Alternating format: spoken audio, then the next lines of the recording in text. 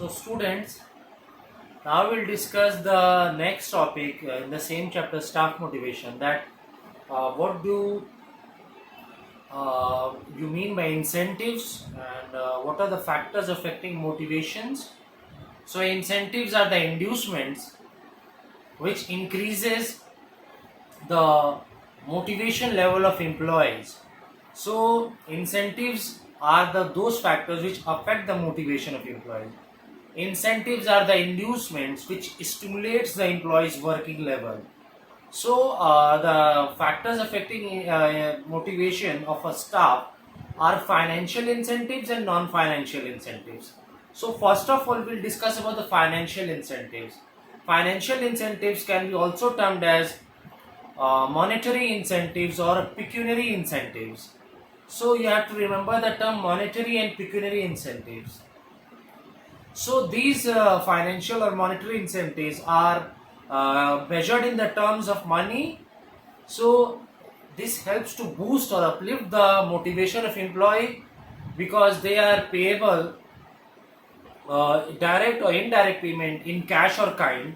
And examples of financial incentives are increase in payment structure, wages and salaries, bonuses, allowances, fringe benefits, pensions, etc.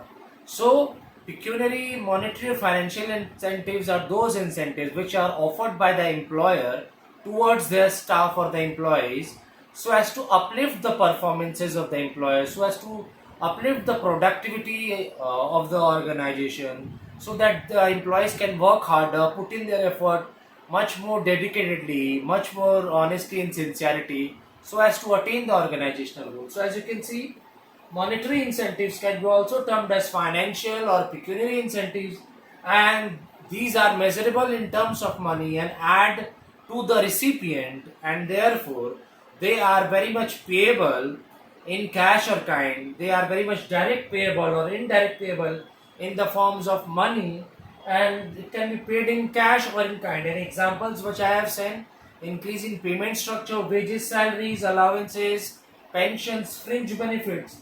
And these monetary incentives do play a very vital, very pivotal and important and crucial role in a staff lives or employees life, because this monetary helps to increase the income of employee, helps to increase the purchasing power of employee. Therefore they can fulfill their needs and desires and wants. With the help of money, they can fulfill their needs, wants, desires, because their income has been increased, their purchasing power has been increased, and they can fulfill and satisfy and satiate their needs and wants. Because we will study in the later topic that there is a Maslow's theory of human needs, and the lower needs, because it is a pyramid, it consists of the needs. So in the lower needs, in the bottom of the pyramid, it's physiological needs. Physiological needs means what a human needs are. So the human primary or essential or bare needs are food, clothing, shelter, etc., etc. So with the help of money, an employee or a staff, a person can fulfill their physiological needs, and then they can fulfill their societal needs or social needs and security needs, because they need to be secured, they need to have that stability thing. And money also commands a very much prestige, reputation, power in the society. So whenever an employer staff is earning money, a very good money, he is having a command, he is having a social recognition, prestige in the market. So with the help of monetary incentives, an employer staff can fulfill these needs such as physiological, security needs, and social needs.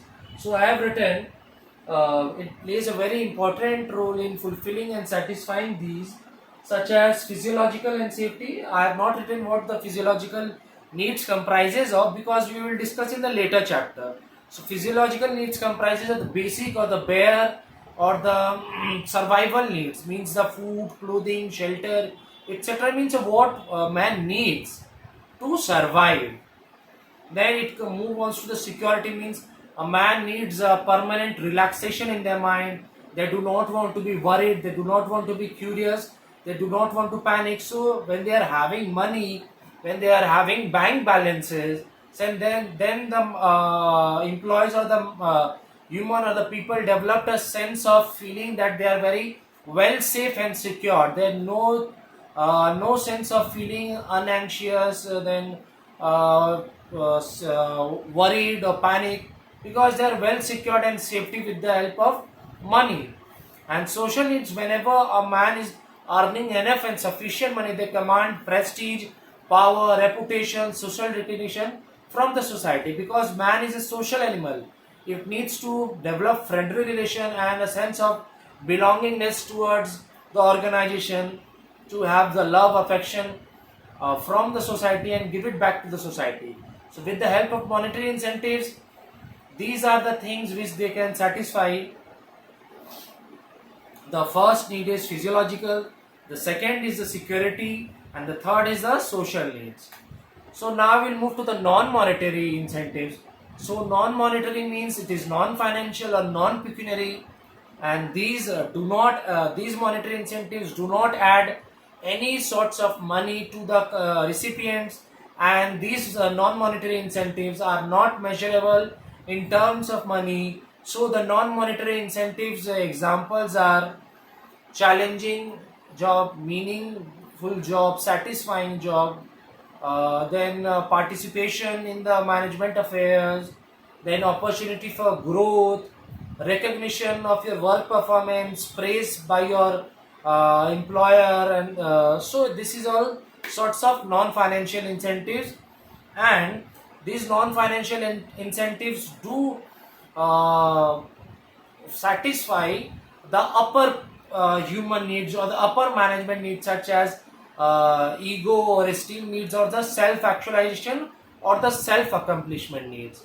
As we know, ego means it is a esteem, it is like self esteem and the esteem of others, like pride, power, and then esteem of others, like it's giving respect from others, self respect. So these are the things which can be fulfilled by the non financial incentives. And self actualization or self accomplishment needs derives that what one is capable of becoming, and after that, whenever the person achieves that goal, that person goes on to prove more and more and attains more and more goal, and breaking more barriers and attaining more. So with the help of these non financial incentives, the person or the employee can fulfill their higher level of needs, such as ego or esteem needs, or self actualization or self accomplishment needs.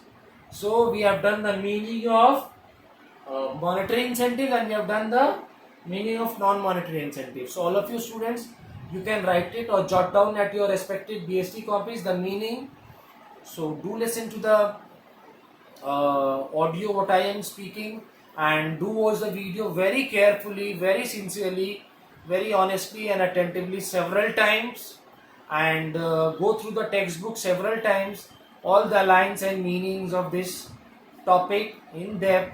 And so if any sorts of doubts or queries crops up or arises, do text me, do contact me, so I can provide you the required assistance.